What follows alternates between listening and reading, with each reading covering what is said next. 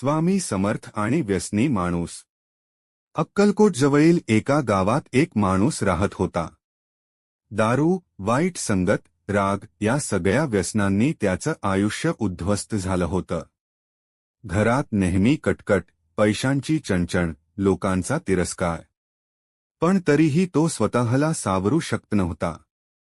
एके दिवशी तो अक्कलकोटला आला।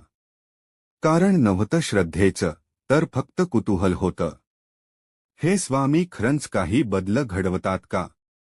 तो स्वामी समर्थांच्या दर्शनाला उभा राहिला।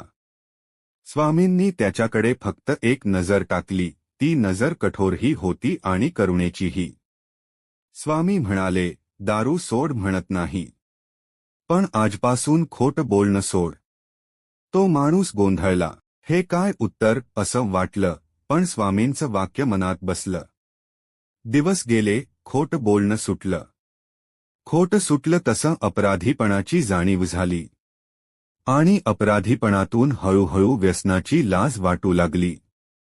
एक दिवस तो पुन्हा स्वामींकडे आला। डोळ्यात पाणी होतं। स्वामी हसून म्हणाले, आता दारू सोडायला सांगायची गरज नाही, ती आपोआप सुटलीये।